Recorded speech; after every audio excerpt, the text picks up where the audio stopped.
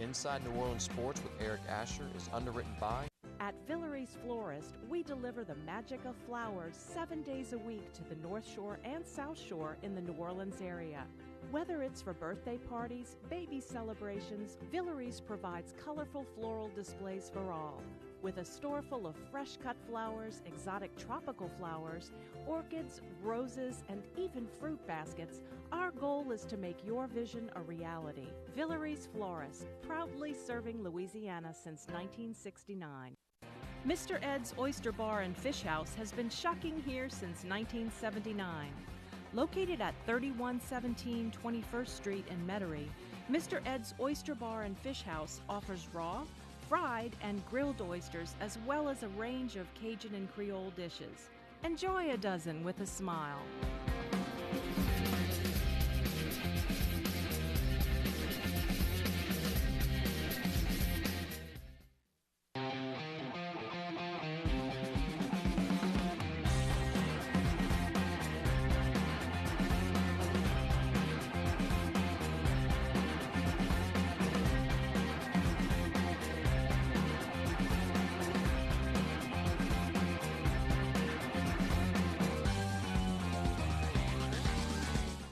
Good evening, New Orleans, and welcome to another edition of Inside New Orleans Sports. I'm your host, Eric Asher. Over the next hour, we'll talk a lot about what's going on with the home teams, the New Orleans Saints, the New Orleans Pelicans. We'll talk some college basketball, our local teams, and also some LSU football as well. Breaking it down for us tonight, great guest as always, Chris Hagan of Fox 8 Sports, and Glenn Guilbeau, coming down from Baton Rouge, the old Rummel guy. He's coming down here to talk a little sports with us. Of course, he's with Gannett News. Guys, welcome back to the show. Thanks so much for being with us. Chris, you got to feel like you're not doing anything at Fox 8 now, right? Y'all had wall-to-wall shows throughout the entire football season. By the way, fantastic shows. And, of course, now you guys have kind of scaled it back a bit, huh? I don't know if we ever truly scale it back. You know, we've got the Pelicans, who should be playoff bound, as we'll get into, and then baseball season, college baseball season picking up, so you never really take a break there. And then a lot going on. We always keep the Final Play app populated, fox8live.com. Ton of great content. Yes. We're always finding sports to talk about. It's a great sports market from high school to professional, obviously. So no real downtime for us at Fox 8. And y'all do a great job. I love the shows during football season. I recorded every single one of them. Fantastic. The big question, I'll get that in a moment, is what's going to happen with Jim Henderson in the future. We'll talk about that in a moment. Glenn, welcome back home, and thanks so much for making the trip down to Baton Rouge to join us. Tell us a little bit about Gannett News. Well, you know, we're in a little bit of a downtime with the Saints ending, LSU wrapping up, though they're still making a couple of little personnel changes, and the basketball team has fizzled. So we got a little break here before baseball starts, and that's going to be big. And you know, signing day is coming up, but it's not nearly what it used to be, just a few guys here and there. But it was a very interesting season, especially for the Saints, and it was interesting, not always in a good way for LSU, but it was quite a year. Yeah, it really was, guys. And you can catch all your stuff on Channel 4's website, WLAE-TV.com, USAtoday.com, TheAdvertiser.com. Thanks. Guys, let's start off with Jim Henderson. News today, Jim Henderson is retiring, will no longer be the voice of the New Orleans Saints. Unsure whether he will continue in his role at Fox 8. You look back in the history of play-by-play voices for the New Orleans Saints, and there have been a few, but you got to say Jim Henderson, the most iconic, and a guy that obviously started here with Channel 4, taking over for Hap Glaude. I remember those days, Glenn. I know you remember those days too, growing up here in the city. A lot of people pushed back on Henderson when he took over for Glaude. There were actually people that were picketing in front of Channel 4's Rampart Studios, if I remember. Wow. You know, when he took over for Glaude. But ultimately, again, the city fell in love with him as a sportscaster, and then eventually taken over as the play-by-play voice for the Saints, and a guy that could have went national if he really wanted to, but loved being here in the city. His voice will be missed. Kind of sad, because you think that maybe the Saints are on the cusp of something really great. You'd like to have Henderson's voice over that. It'll be interesting to see what direction they go now in terms of the play-by-play. Who will be the next play-by-play voice? But I'll take you first, Chris. Your thoughts? Can you give us a little insight? Will he still be part of the Fox 8 team? From what I've been told, I don't believe so. Jim's had an outstanding career, and if anybody deserves to have a great retirement right now. It's him. I heard him speak when he got inducted, or they celebrated his induction to the Louisiana Sports Hall of Fame at the Quarterbacks Club a couple months ago, and just the stories Jim told. He talked for quite a while, almost an hour, and you could listen to him talk for so much longer. That was always one of my favorite parts about getting to be around him for a little while at Fox 8, was hearing him talk, and so he's certainly going to be missed. My whole childhood of Saints football is, full of memories of the black and gold and Jim Henderson's calls. We would always turn down the TV and turn up our radio, and I remember family vacations even. We're coming back, driving through the Southeast, and we're just checking the radio, seeing when we can pick up his call on the way home. So a remarkable career, and he's definitely going to be missed by a lot of people. And a great guy to work with, right? Outstanding guy to work with. I'd been in the business for a little while, and Jim is still giving me outstanding tips. As soon as I did my first Black and Gold review show with him, he was guiding me along and giving me some really valuable information, and always an uplifting guy to be around, and somebody you can always learn something from. A ton of knowledge, not just sports, not just Saints, but life, and there's a lot he can tell us about. Yeah, no doubt about it. And again, I don't think the word icon is out of line when you talk about Jim Henderson, what he's meant to New Orleans fans, the city of New Orleans, and sports fans. Glenn, we grew up, obviously, with different voices that were the play-by-play voices for the New Orleans Saints. But again, when you talk about Jim Henderson, what he's been able to accomplish here in New Orleans, amazing. I'm trying to think, who did he replace? Was it Wayne Mack? I think it was Wayne Mack, yes. Right. I remember he came from Atlanta, right. Jim Henderson did. Yes. Al Wester, Wayne Mack, I believe, was also a guy that was doing the play-by-play way back when. There were some other fans in the 70s, with Danny Abramowitz and Bruce Miller. But, I remember watching Jim. I think he got to New Orleans in the late 70s. I was in high school. But what I remember about Jim is, he was the voice of the Saints, and he was obviously very closely aligned with the Saints, and his calls on the Super Bowl, he's very excited, but he was not a homer. Right. If you remember when the Saints were struggling, he would always have his little editorial right before kickoff. And, man, he let him have it many times. And he would do that on his editorial at Channel 4, too, and that's why I really respect him. And he was at Omaha a few times with LSU, not expecting to be there as long as he was. But just a very professional journalist, not just an announcer. Right, and approachable as well. The one thing that, again, growing up, watching the guy, and then, again, being in the media, having a chance to meet him and talk to him, it was amazing how approachable he was. Sure. And has been. And that's another funny quality. Guy, great sense of humor. Yeah. And don't get in a fight with him at a Thibodeau bar. He was talking about that on the radio today with Hokie and some other guys. Well, that's another thing. You go back with Jim Henderson, it was Archie and Jim when they first started. And then, of course, Hokie comes in for Archie, and of course he finishes up with the great Deuce McAllister. Right. He will be missed. And with Stan Brock, did some work with Stan Brock. I think he did some Stan Brock. And I think Jim did go national. He did some briefly. CBS stuff. Yeah, he did. He did. He definitely did. He did, and could have been a guy that could have went and to a CBS, NBC, ESPN. Yeah, no doubt about it. No doubt about it. Guys, let's talk a little bit about the Saints. Just a look back, Chris, if you would, on the season itself. Your thoughts on the season. A lot of people didn't believe they could go as far as they did. A lot of people believe they should have went farther. Well, I think things can change throughout the course of a season. You start 0-2. Everyone had very valid reasons to think it would be another one of those 7-9 type of seasons, because typically they didn't come out of that hole. But then after they go on the 8-game win streak, you're thinking, all right, something could be building here. A little rocky finish of the season, but look, that's injuries, that's the wear of a 17-week season. But once they got in the playoffs and what they did, not only against Carolina, they go to Minnesota, and for 29 minutes and 50 seconds of that second half, throw out the first half, but that second half, they beat who I think was probably the best overall team for 17 weeks of the regular season. They beat them at their own game with defense in their own building.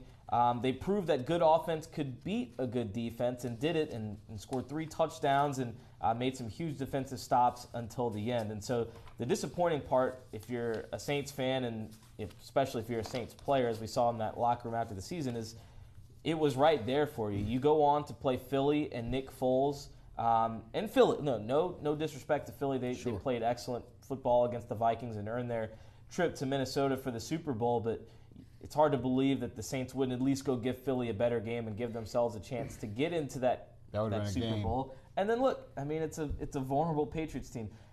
It's a lot to assume, it's a lot to speculate, but there's no doubt that this year could have been really special because when you look at the remaining teams at that point in the playoffs, the final 8 teams, hard to think that the Saints weren't one of the top 2 most well-rounded teams. Yeah, I would agree. Yeah, it's tough to take because it would have been 39-year-old Drew Brees versus 40-year-old Tom Brady. You know, just a classic football fans' dream. Yeah, it would have been something. I think they possibly could have got by Philadelphia. It was a great season. I mean, the Saints' defense is what really impressed me, and Dennis Allen and the injuries they were able to overcome throughout the season, and that second half really should give everybody hope for next season. I mean, Drew Brees was at his best. He looked like he was 29. They shredded the best defense in the NFL. Their defense played well. They won the game. I mean, really, it was a freak ending, and it's a young team. And it looks like they have the drafting and free agency down now after about 5 years of problems. So I think they're going to be real good next year. And it looks like they're back to where they were in 2009, 2011.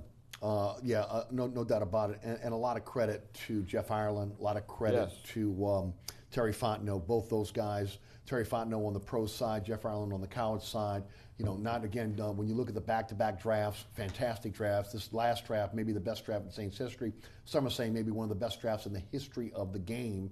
Although, again, I was corrected, I think it was 2 weeks ago. Somebody mentioned that Pittsburgh Steelers draft, which was a pretty darn good draft as well. It has quite a few Hall of Famers Lynn in it. Swann and Stallworth, both in the same one. You know, but when you look at this team now, as we look forward, there's some holes to fill. But the first thing you got to do is you got to sign Drew Brees. Of course, he was on New Orleans' own Ellen DeGeneres' show this week, where he says he wants to be a Saint for life. I know a lot of people are glad to hear that. The question is, how much can they get it done before the March 14th deadline for free agency? There's an $18 million worth of dead money sitting out there, and they've got that is connected to his previous contract. They've got to get that done. What are your thoughts? I think they do get it done. You know, I believe Brees when he says he wants to be a Saint for life. He said that through, several contract negotiations now and new deals, and they've always found a way to get it done. You know, you give Mickey Loomis credit there for some of the misses they've had. They've always found a way to move money around, whether it be shifting it to signing bonuses to give them more salary cap room and whatnot. So, I think had this year not gone as well as it had, maybe Brees does think about talking to other teams. Maybe it is a little more tempting to look at someone like the Broncos who have a defense, or somewhere that is a quarterback away, Jacksonville from being in Super Bowl contention. But I think the Saints and what they've done, and what seems to be a continued commitment to building another great rookie class and going out and scouting well again. I think Brees sees that the Saints have potential going forward, especially next year, and with his window. Like you said, he looked like he was 29 years old on that last drive. They can do something special again, and I think he wants to be a part of that. Deal, 3-year deal, 4-year deal, 2-year deal. What do you think happens there? I would say 2, 3 at the most. I don't think you go 4, and I think the way that's kind of the way they've been operating. He signs a year extension, lets it play out. I think Brees' way of, cutting the Saints a break is not taking a long-term deal with big money, but rather he's going to command around $25 million a year, but it's not going to be long-term. It's not going to put them in a hole too far down the road. It'll be interesting how they spread the contract out. Loomis is pretty good at that. Your thoughts on Brees being a Saints for life, and then how long do you think the deal will be? I think it'll be a 2-year deal. I think that's fair. The Saints don't have as big a dead money problem as they had a few years ago. I mean, there's a lot of dead money at LSU.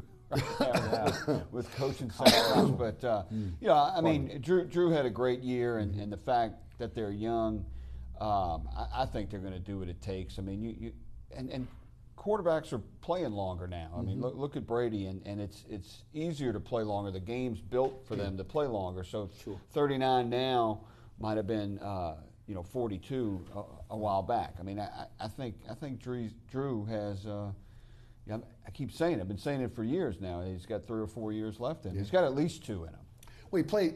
Well, he may not have the arm strength he once had, but this team is now built around the running game and some quality. Best running game they've had for him. There's no doubt, and a strong defense. And I've always said, as he starts to age, if you can surround him with a strong running game and a strong defense, there will be some longevity to his career. Sure. And look, he never had a strong arm, really. No, but he could make, look, Devery Henderson, Robert Meacham, go in your mind's eye, long passes, completing those passes. He can't make those passes. He can't throw those passes anymore, but he can still get the ball downfield with accuracy. And that's the thing that really, I mean, you look at that last half against Minnesota, I mean, that was vintage Breeze. Yeah, that's what this team was built to do, and you've got great route runners, guys like Willie Snead converting a 4th and 10. Michael Thomas, who is a top 5, top 3 wide receiver when you look at him in terms of everything he can do. And then the running game, they've gotten him Alvin Kamara and Mark Ingram, 2 outstanding weapons out of the backfield. It's almost like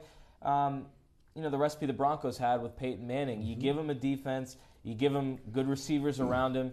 There's a lot that can happen, and when the game's on the line, Breeze does typically step his play up. There are throws that he may not have made in the first quarter. He finds a way to make them in the fourth, and I think especially when it comes down to playoff football, a big reason I picked the Saints to win that game against the Vikings was because it was Drew Brees versus Case Keenum, and we saw in that second half, Case Keenum looked very pedestrian when Drew Brees became a totally reinvented quarterback from the first half, and that's why if Brees stays, you got to give the Saints a chance. Glenn, looking at the offseason, you got to break it into kind of 2 halves here, as the Saints always do. They try to fill needs in free agency and then get the best player available in the draft. At this point, I would say cornerback, linebacker, wide receiver, tight end, and pass rusher if you can get it, with cornerback maybe being the focus in free agency. Putting another shutdown corner across from Lattimore at this point, I think that has to be one of the priorities going forward. But as you look at the lay of the land on this team, what do you think the priorities are going into the offseason? Well, I was at the Senior Bowl last week, and they seemed to be, there was more talk of them getting that second defensive end for Cam Jordan. Yeah, you can always use another cornerback, but they're stronger.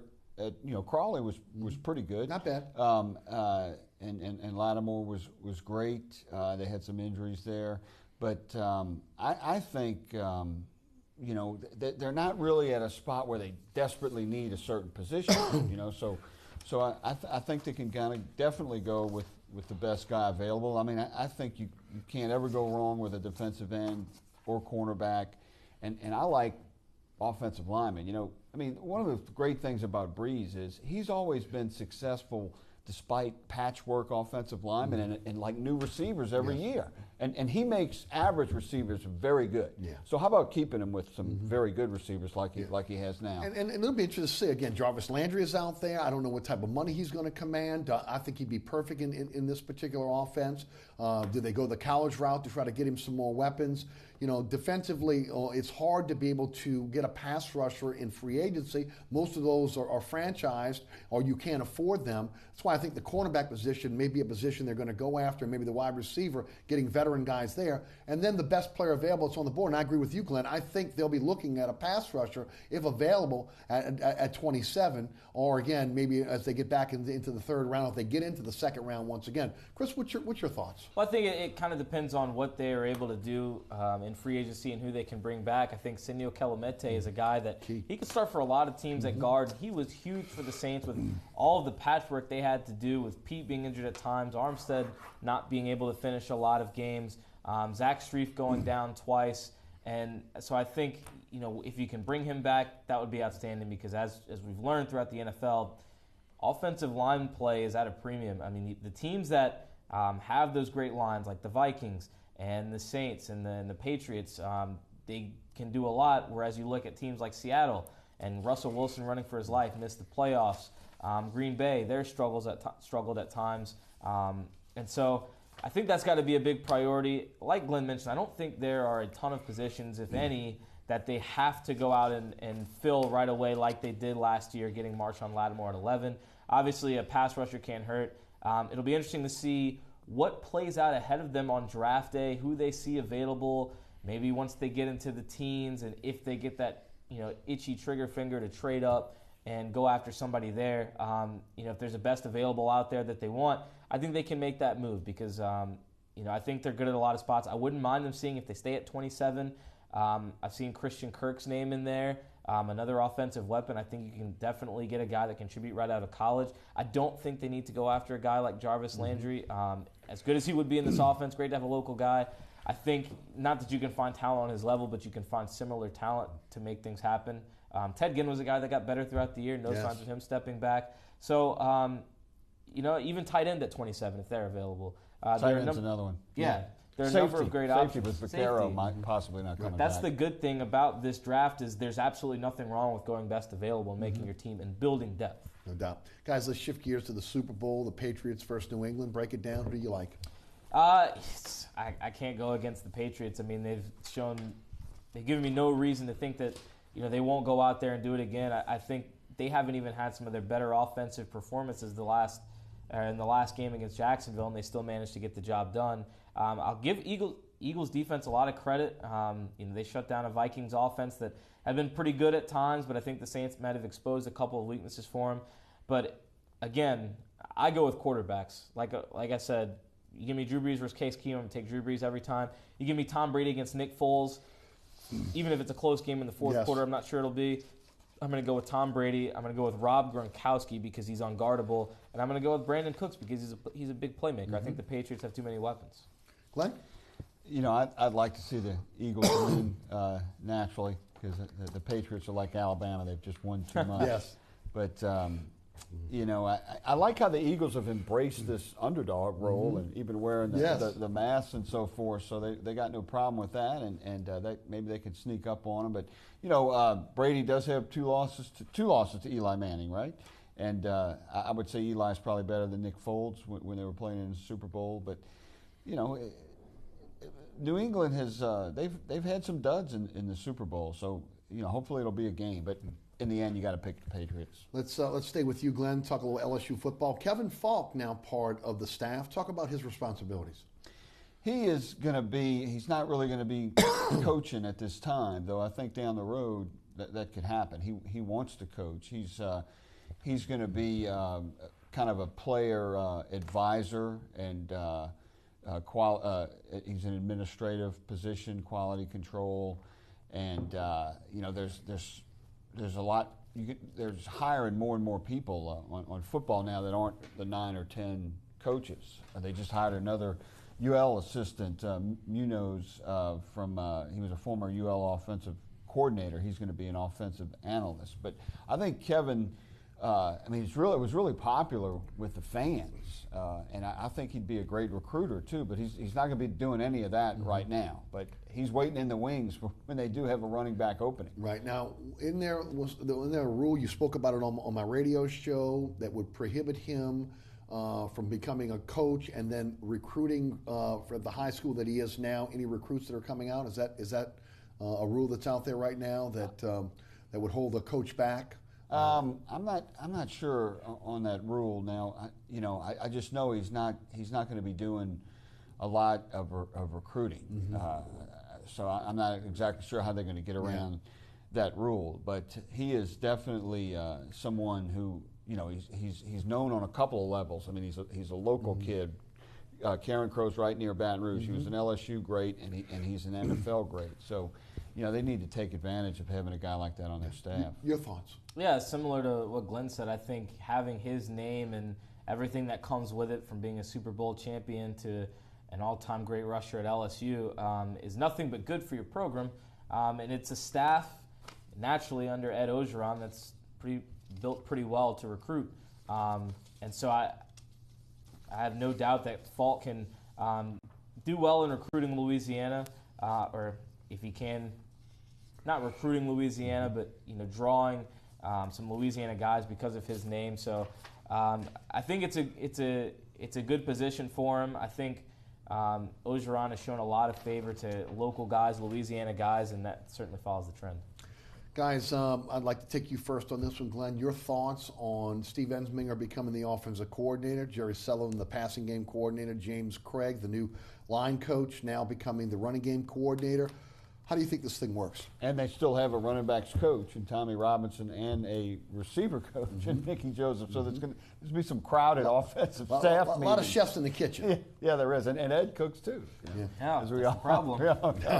But I think Ensminger, I think he could be a pretty good hire. Now, what's bad is, I don't know if he had much choice, Ed.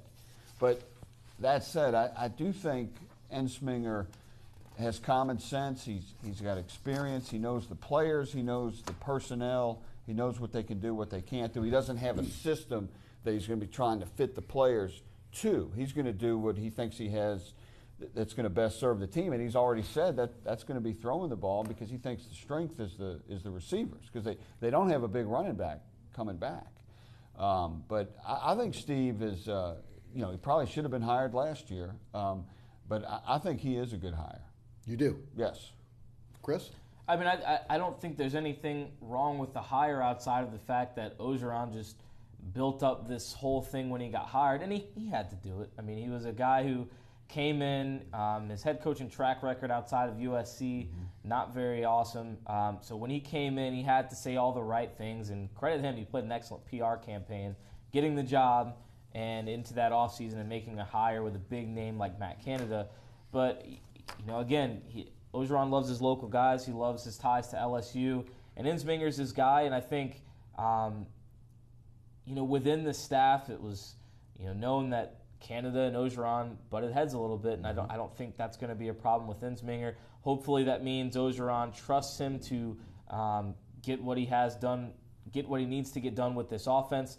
Like Glenn mentioned, there are a number of coaches back there now in the kitchen. Yeah. There's a number of analysts. There are a lot of offensive minds that know offense that need to have their hands on the offense and not Ed Orgeron's hands on the offense. So I like, I do like Ensminger. I think it'll grow on people. I think especially if they can successfully throw the ball, it'll really grow on fans. It's amazing that, everything that LSU's done well in the past, if they could just get a quarterback and they could just throw the ball, everyone would be so much happier and the offense would be so much better off, to the point where that was the main qualification when they're searching for an offensive coordinator. Find a guy who can coach QBs, and I think Ensminger can do that.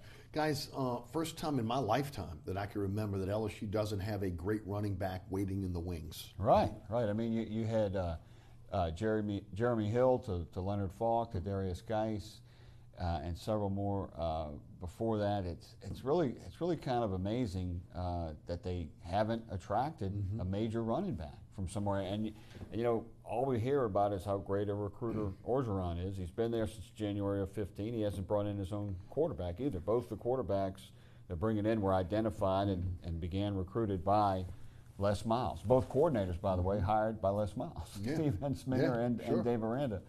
I'm sure they'll get some good running back play because that's their philosophy, and they appear to have a decent offensive line. But there's nothing that an opponent is going to be threatened by. That's for sure. And if Miles Brennan doesn't have some success as quarterback, you wonder what they're going to do on offense. You're covering them for Fox 8. I mean, it is shocking. Yeah, it is. I think the big miss is Travis Etienne, the guy out of the Lake Charles area. He's a starter at Clemson as a freshman. Went in there and won that job, and I think certainly he was a guy that at the time maybe LSU wasn't as attractive because of Darius Geis and Darrell Williams, and you'd kind of be that third guy, but now it would be his job. Cam Akers, another miss, ends up at Florida State. Now, the guy who recruited him, Guilbeau, is at Texas A&M, so I wish the best for Cam. But again, he would have been a great running back to land at LSU. And so, they're going to have to make the wide receivers the strength. It'll certainly help if they can get a Rummel guy like Jamar Chase to commit there. They've got Terrace Marshall, and they've got some guys in there that we are waiting to see. Stephen Sullivan showed some promise last year, and it's always a deep position. I mean, you can build a recruiting class and get them ranked in the top 5 recruiting good receivers, but you just got to get them on the field successfully. So the talent can be there. The playmakers are there, but it's going to take a good effort to make up for what they may be missing from the run game. That said, if the offensive line bounces back, it does hurt to lose Will Clapp, but if they can have a little bit better start to the year, they finish well, but they have a better start, a good offensive line can make a maybe above average running back look pretty good. Yeah, and they'll need that offensive line to protect Brennan or Narcisse or whoever will be behind center. Chris Hagan from Fox 8 Sports, Glenn Guilbeau from Gannett News are our guests tonight. I'm your host, Eric Asher. You're watching Inside New Orleans Sports. Quick break. We're going to talk some hoops. We come back. Pelicans. We'll talk some college basketball and your phone calls. You're watching Inside New Orleans Sports. Don't go anywhere.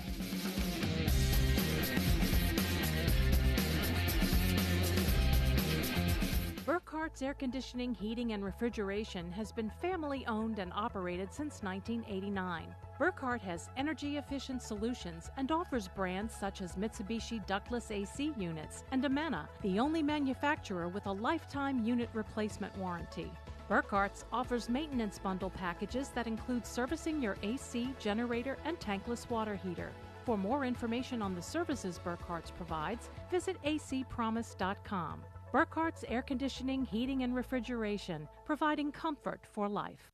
Located at 3701 Iberville Street in Mid-City is Katie's Restaurant and Bar. Open 7 days a week, Katie's offers daily specials for lunch, dinner, and Sunday brunch. Serving New Orleans cuisine such as fried shrimp platters, grilled redfish, and a fully stocked bar. And don't forget about our expanded event seating and local entertainment. Featured on the Best of Food Network's diners, drive-ins, and dives, Katie's Restaurant and Bar. Amco Fence, locally owned and operated since 1976. Fully licensed and insured and a member of the BBB, Amco serves both residential and commercial customers. If you're looking to repair, replace, or install a fence for security or aesthetic reasons, Amco Fence supplies wooden, metal, chain link, vinyl, and ornamental or automatic gates. Amco aims to satisfy your fencing needs. Amco Fence, 504-468-9559 or amcofencecompany.com. Welcome back to Inside New Orleans Sports. I'm your host, Eric Asher. Tonight, Glenn Guilbeau of Gannett News, Chris Hagan of Fox 8 Sports are our guests. We talk hoops now. We'll get into some collegiate basketball for a few minutes, but the big story this week is Boogie Cousins going down with the Achilles injury. After playing really well for 8 of the last 10 games leading up to the Rockets last Friday night. I mean, a game that the entire city was excited about because the Pelicans were finally playing really good basketball. Looks like Boogie had bought in. He was playing everyone thought he could play. I've been on this show, in my radio show, ripping Boogie Cousins for the selfish way he had been playing and not really, gluing to the strengths of what he can do. We know he can shoot a three-point shot, but not going inside, playing physical basketball, rebounding, running down on defense. The antics with the referees, it was just dragging the season down, and that's why they were inconsistent from one game to the next. You could talk about the talent that they have with Davis and others on this team, including Drew Holiday, but at the end of the day, Boogie Cousins had become the alpha male on this team, one of the leaders on this team, and he wasn't putting out like what he should have put out. And when he started playing well, this team started to turn it around. And of course, unfortunately, as the Pelicans were locking up the game against the Houston Rockets, Boogie Cousins tears his left Achilles tendon, and really the season comes crashing down with that. He had successful surgery in Los Angeles on Wednesday. One of the big questions out there, will Boogie Cousins ever be the same? 6'11", 275 pounds. When you look at the history of athletes, especially professional athletes that have had this type of injury, there's not a real good history of them being able to come back and being the same type of player that they had been previously. Maybe Boogie Cousins is the exception of the rule. We know that there's been great advances in terms of the Achilles tendon surgery and the techniques.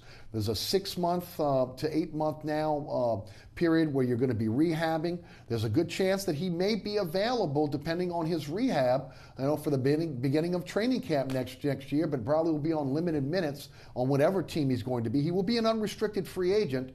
And, of course, the Pelicans that were all in on Boogie Cousins when they made the trade last year, hoping they could pair Boogie and Anthony Davis and have a chance to be able to get into the playoffs. This team looked like, the way they were playing down the stretch here the last 10 games, they could be as high as a 4th seed. That kind of falls to the wayside now. The big question is, will the Pelicans go forward with re-signing Boogie Cousins? When you look at Boogie Cousins' weight and the weight issues he's had in the past, Can he recover, considering he's going to be immobilized for 6 to 8 months? You know, this is a roll of the dice now all of a sudden on what they're going to do in the future. They make a trade today. We'll get into that trade in a moment, but let's talk about Boogie Cousins and what happens with this franchise now going forward, as they were really setting this up to be the Boogie and Anthony Davis show from this point forward, trying to win a championship. Yeah, it's tough on so many levels because of what it means for Boogie, the year he was having. Most impressive, I think, about him that last week was just the way he was distributing the basketball. He found Anthony Davis for more alley-oops and maybe even Drew Holiday that week. He was always finding the open shooter if he wasn't knocking the shot down himself. He was hustling the offensive rebounds. I mean, if he makes that free throw, maybe he doesn't tear his Achilles there. And so it's a really tough way that finishes. And then that he's going into an unrestricted free agency, could that hurt his offers? And then it puts the Pelicans in a bind because you don't want to, you don't necessarily want to risk.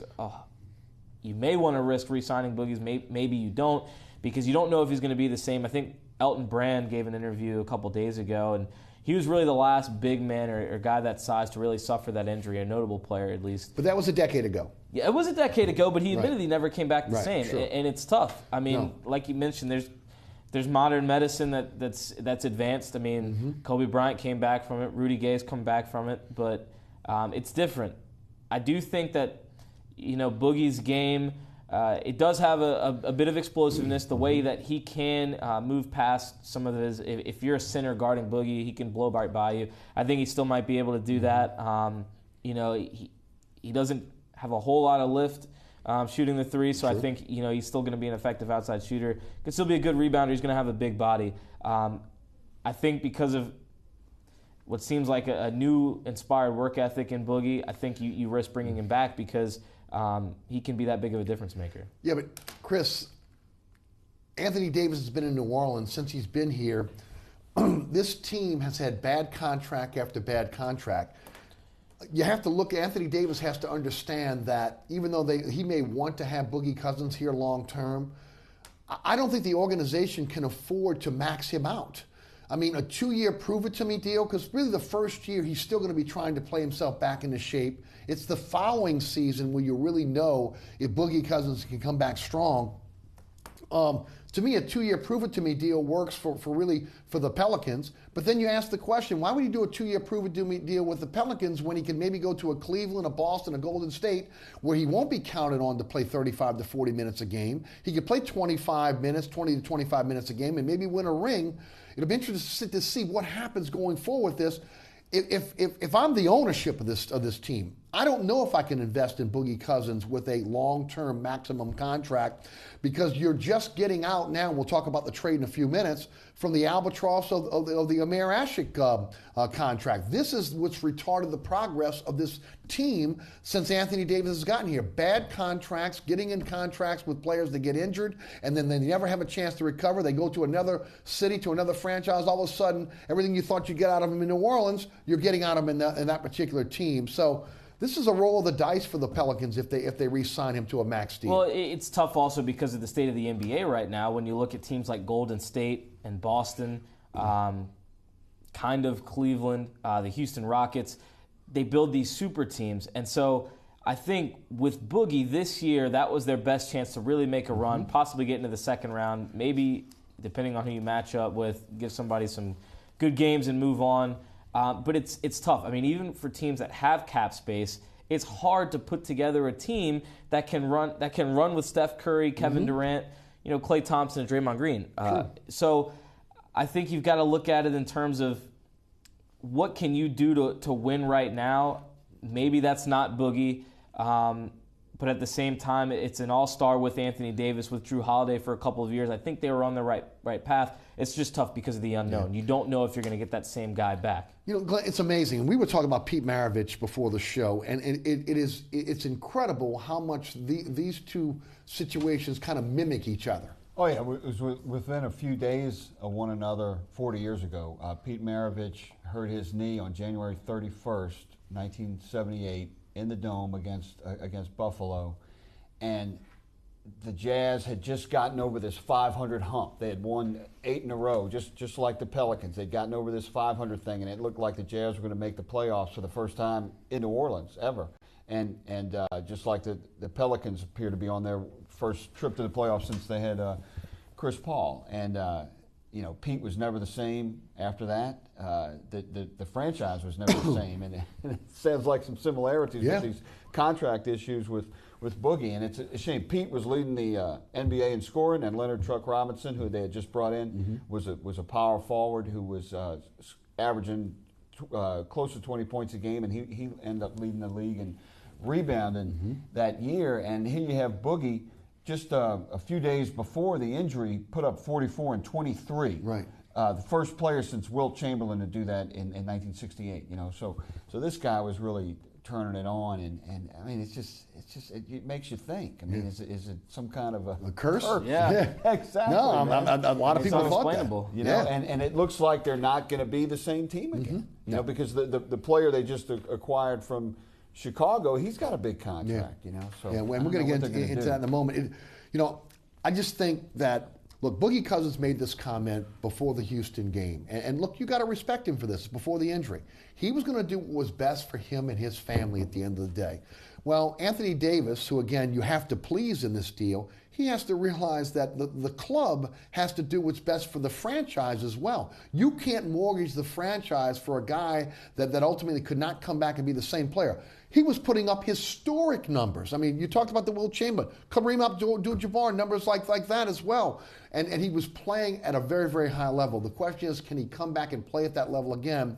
I think it would be crazy talk to give him a max deal at this point. Yeah, but if you don't give him a max deal, then you've got to maybe try and find a way to move Nikola Mirotic, who they just traded for in the offseason. And you've got to make another big play in this upcoming free agency period after this season, because you're going to have to bring someone else in with Anthony Davis. I mean, one thing that stood out to me in the 2 games without Boogie since he went down with that injury is I think AD has to take some time to get back to used to being the alpha dog, and you can't go into the third or fourth quarter with single-digit scoring. This team needs him to do more, and so I think bringing in Mirotic helps. If they could bring in Greg Monroe, which I'm sure we'll get into, that would help too.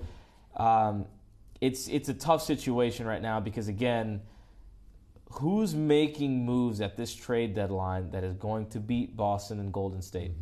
Yeah, no, that's true. And now the Pelicans' chances are enhanced because it looks like the Clippers are in a selling mood.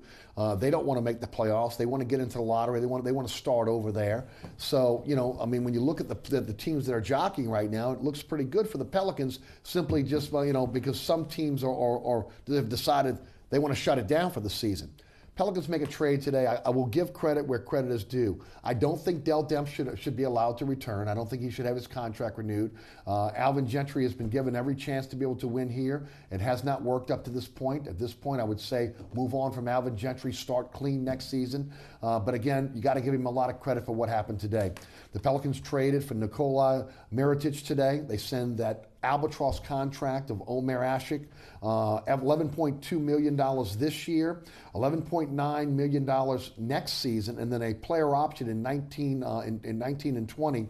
Of that 11.9, only $3 million of that is guaranteed. So, and let me restate that: $11.2 million in 18-19, and then 11.9 player option in 19-20. Again, $3 million of that is guaranteed, which means whatever team, now the Bulls will be able to buy him out.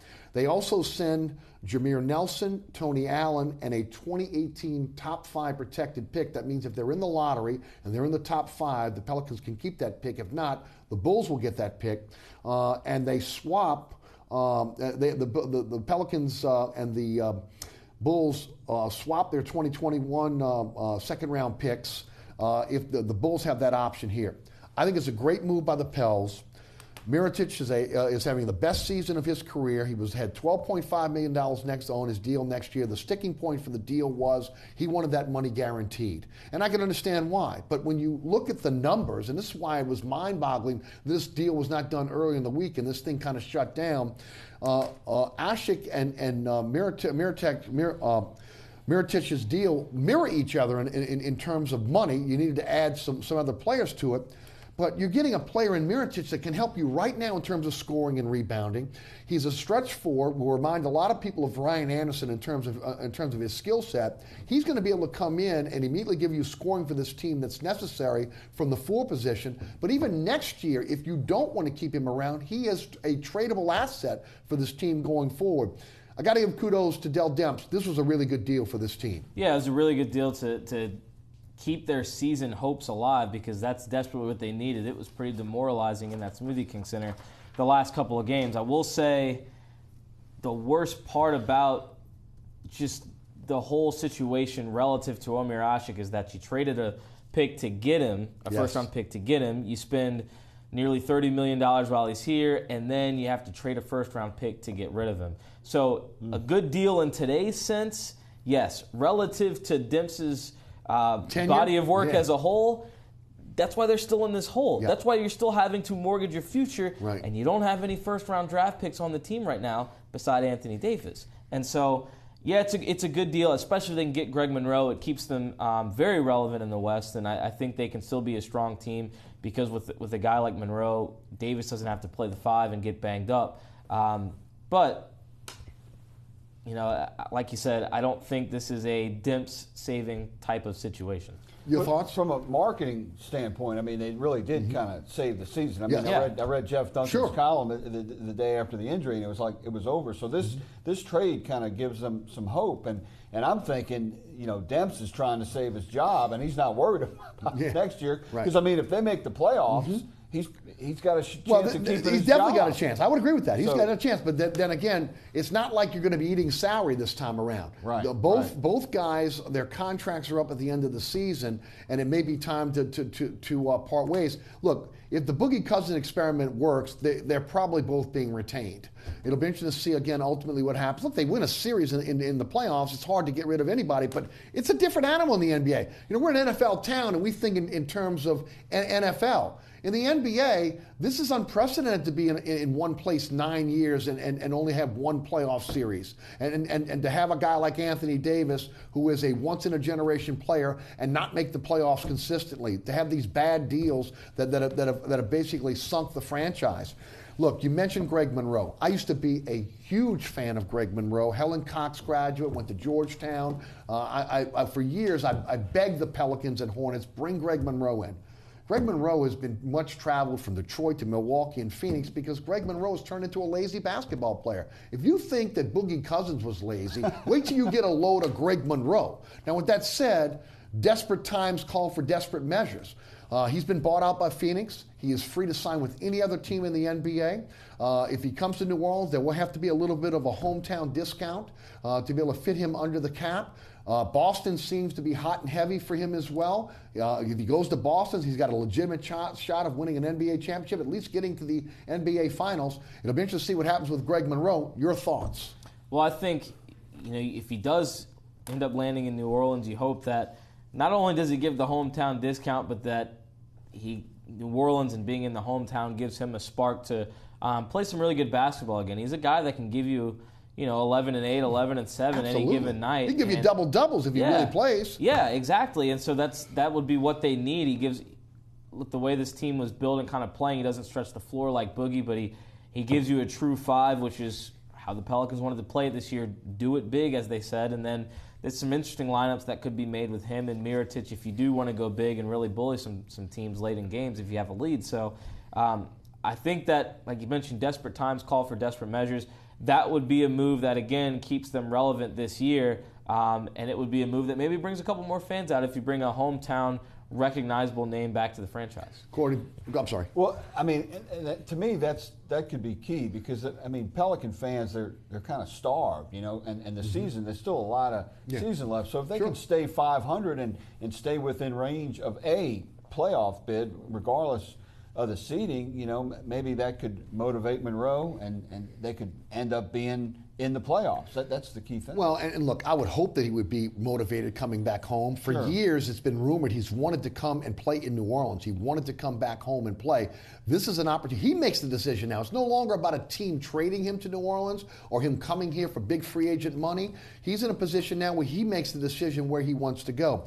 According to Will Guillory of NOLA.com, the Pelicans are $1.2 million below the hard cap, $623,000 below the luxury tax. ESPN has reported that the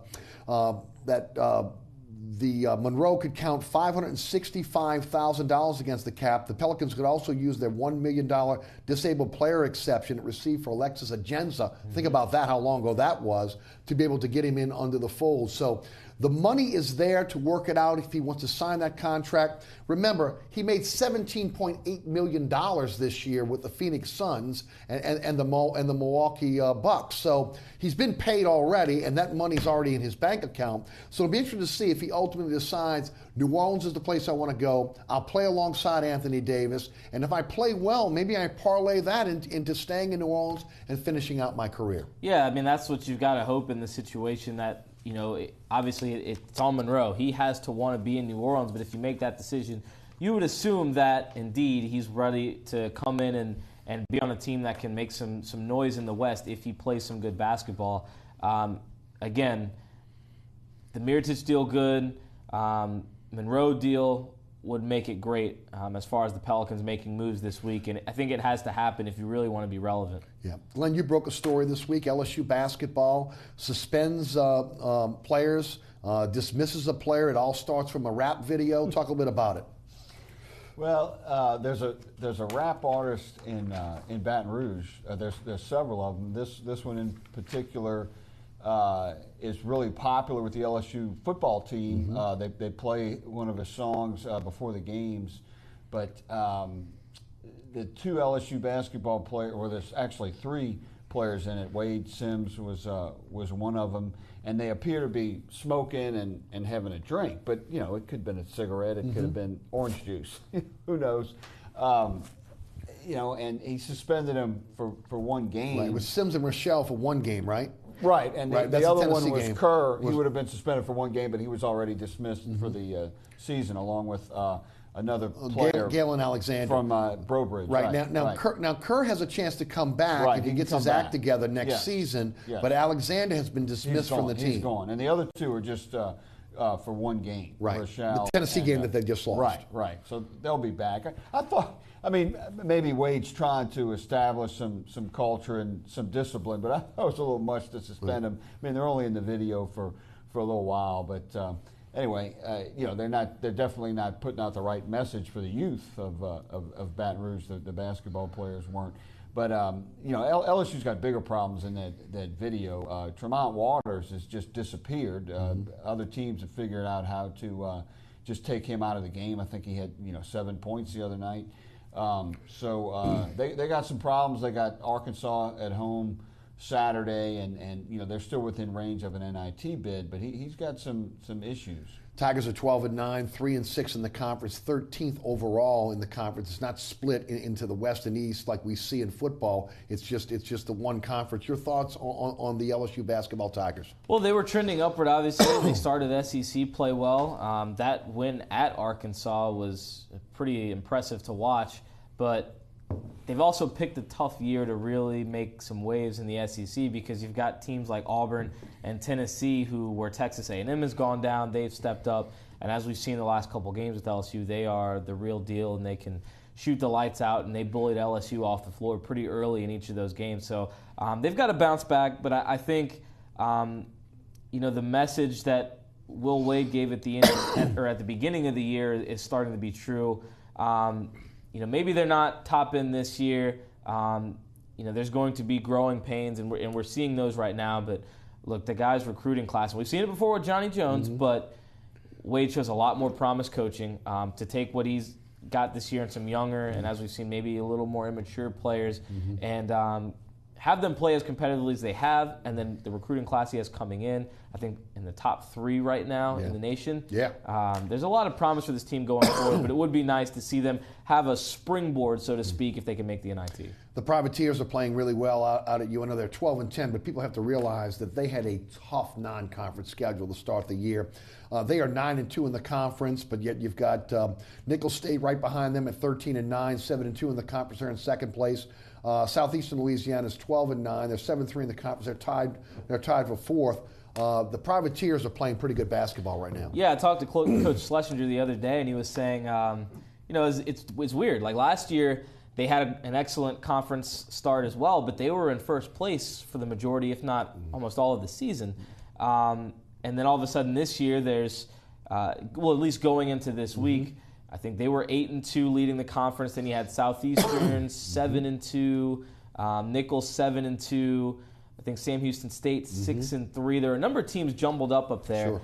And but what we saw the other night is UNO winning a game at home, and they should have won that game against Northwestern State to be 9-2. But then Southeastern drops one to Corpus Christi and gives UNO a little bit of breathing room. So I think UNO, when it comes to what they did last year, still having some of that experience from last year, and a coach like Mark Schlesinger who's been there, I give them the advantage going down the stretch because of the experience they have winning the Southland last year. And Tulane is 13-8, 4-5 in the American. They're in a 3-way tie for 6th. Glenn, you grew up here.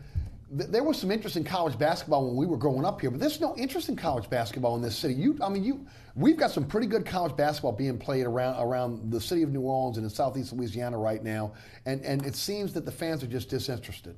Yeah, I think a lot of that is just how big football has gotten. It just takes all the energy away from the fans, I think, and it just kind of lasts a little longer, and it's in the psyche just year round, and plus there's really no consistency in any of the basketball teams in South Louisiana, because like LSU, they're Final Four one year and in 06, and then they're awful for a few years, and then this year they started off pretty good, and then now they're almost the same as they were last year. But so there's really nothing you can depend on. Like you can depend on the LSU football team to at least win 7 or 8, and we hope. Yes, they'll continue to do that. But and baseball is bigger than basketball in Louisiana. It definitely has grown baseball, bigger, and that's because they're consistent. I mean, Paul Maneri's program is the most consistent winning program of the major sports on campus. I mean, gymnastics is great too, but Maneri, I mean, he's just kept that fan base because he's in it every year. Well, he speaks truth, right? I mean, you just were out at UNO talking to Blake Dean about his club, Jewett out at Tulane. College baseball is leapfrog college basketball in New Orleans. I mean, it's been that way in Baton Rouge for sure, and up there, like you mentioned, Maneri holds that fan base. Football season ends, and people start counting down to baseball season. And here, with what Blake Dean's teams play, an exciting brand of baseball. They haven't made too deep of a postseason push, but they give LSU a game. They give Tulane some games. They beat LSU twice last year. So they play a good brand of baseball, and Tulane baseball is always going to be big. Yes. I mean, their history, and people are really interested to see what Coach Jewett can do in year number 2. So, again, it's a tough market for college basketball sometimes, but I think with what UNO did last year, the city really got behind that. They did. I'd like to see that happen again and maybe transfer over to Tulane. I would agree. And guys, again, it doesn't help when you got a professional basketball team in town too, because then people want to gravitate to the pros, see the pros come in town. But again, it'd be nice if we could see some teams in the tournament, postseason tournaments. That would help a lot in getting people excited about college basketball again. Glenn Guilbeau of Gannett News, Chris Hagan of Fox 8 Sports. Thanks for being on Inside New Orleans Sports tonight. Thanks so much for tuning in. Remember, there's a rebroadcast this program each and every Friday night right here on WLE at 10 p.m. Also, statewide on Pelican Sports Television, that's 9 o'clock every Friday night. Catch me on the radio in my new radio home, Sports 1280, 101.1 FM HD2. Download the free iHeartRadio app. You can catch the show there, or again, you can take it with you anywhere. Also, ericasher.com and sports1280.com is where you can catch the show. Also, download the podcast there. Also, you can check out all the previous episodes of Inside New Orleans Sports at ericasher.com also as well. Let's thank our guests tonight, Chris Hagan and also Glenn Guilbeau, also the WLA production staff, Ron Yeager, Jim Dotson, Kenny Juno, Naila Jones, and my director, William Hill. Thanks so much for watching. We'll see you next week for another edition of Inside New Orleans Sports.